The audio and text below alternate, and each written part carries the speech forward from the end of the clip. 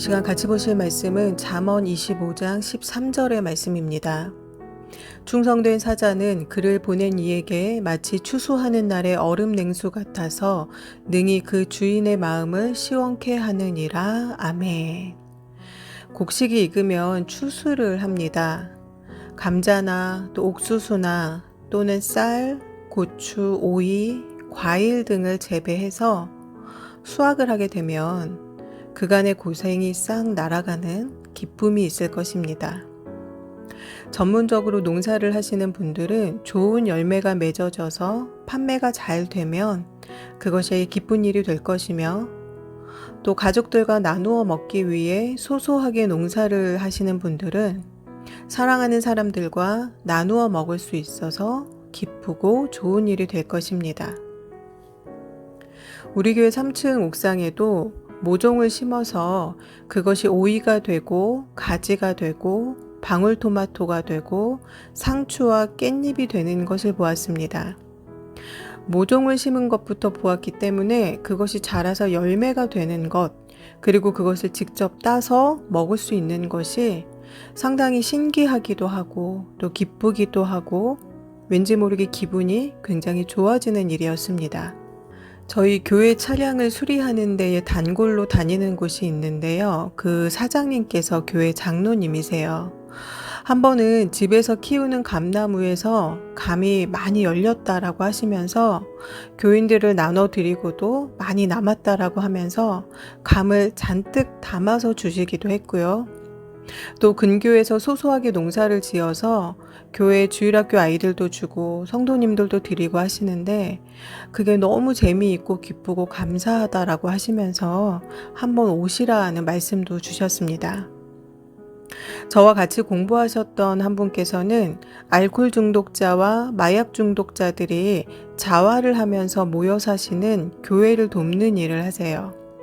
그곳에서 감자와 옥수수를 재배를 해서 판매를 하시는데 그것을 대신 팔아주시는 일을 하셔서 저도 그곳에서 구입을 하기도 했었습니다.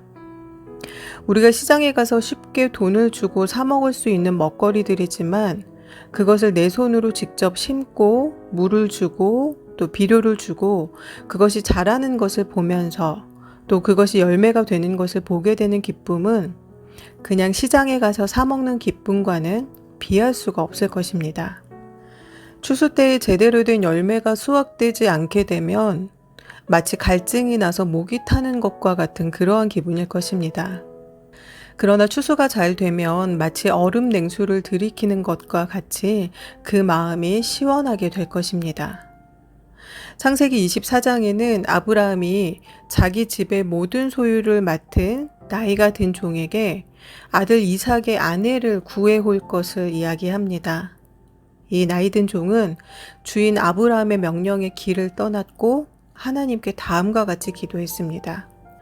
우리 주인 아브라함의 하나님 여호와여, 원하건대 오늘 나에게 순조롭게 만나게 하사 내 주인 아브라함에게 은혜를 베푸시옵소서. 아멘.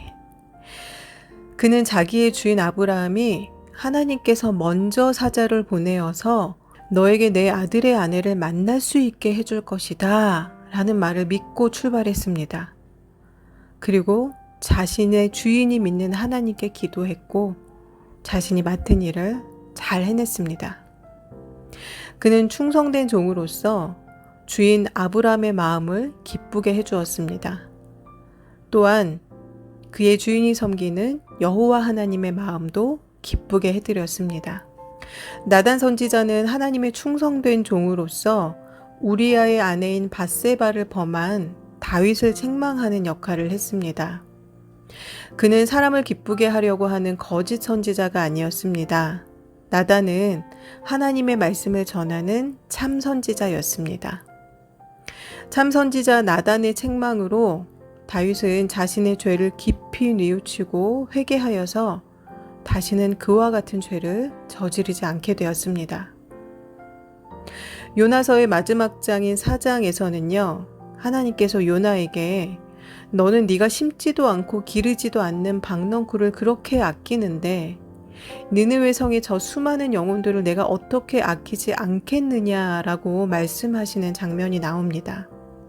집에서 우리가 식물을 기르고 그래서 꽃이 피고 또 물고기를 길러서 새끼 물고기가 태어나고 또 모종을 심어서 열매를 수확하는 작은 일에도 우리는 큰 기쁨을 느낍니다.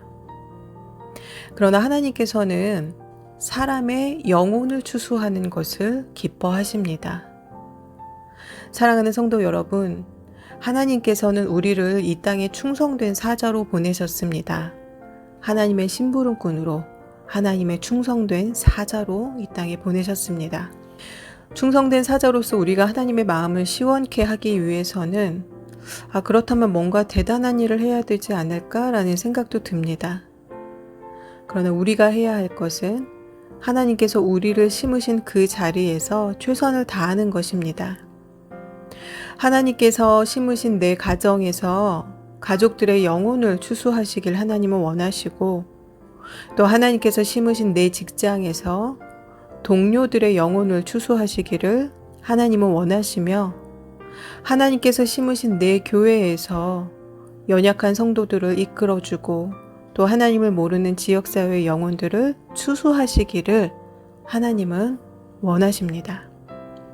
우리가 지금 있는 그 자리가 바로 하나님께서 영혼 추수를 위해 우리를 심으신 곳입니다. 열매가 그냥 자라지는 않지요. 때로는 비바람도 견뎌야 하고 진드기가 생길 수도 있습니다. 그래서 물도 주고 비료도 주고 약도 주고 햇볕도 주어야 합니다. 이 모든 과정을 통해서 먹음직한 열매가 맺어지는 것입니다. 이 과정은 예수 그리스도를 머리로 각 지체로 세워진 우리를 통해서 또 교회를 통해서 하나님께서 일하게 되기를 또 일하시기를 원하시는 것입니다.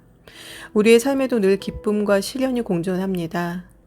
비바람이 몰아치고 진드기가 생겨서 때로 우리의 삶을 갉아먹기도 합니다. 그렇기 때문에 우리는 말씀을 먹어야 하고 또 기도해야 하고 찬양해야 하고 교제해야 하고 봉사와 헌신을 해야 합니다. 이 모든 과정을 통해서 바른 신앙을 가진 하나님의 일꾼으로 탄생을 하는 것입니다. 하나님께서는 우리 주변에 누군가를 심으셔서 저와 여러분을 신앙의 열매로 잘 맺어지게 하셨습니다. 그리고 또 우리를 심으셨습니다. 우리 가정에 우리를 심으셨고요. 직장에 우리를 심으셨고요. 또 교회에 우리를 심으셨습니다. 하나님께서는 그곳에서 우리 주변의 영혼들을 추수하시기를 원하십니다. 혹여 우리가 누군가에게 진드기가 되거나 비바람이 되고 있지는 않습니까? 물이 되어주고 비료가 되어주고 약이 되어주고 햇볕이 되어주는 저와 여러분이 되시기를 바랍니다. 하나님의 충성된 종으로서 하나님의 마음을 시원케 하시는 저와 여러분 모두가 되시기를 바랍니다. 다 함께 기도하시겠습니다.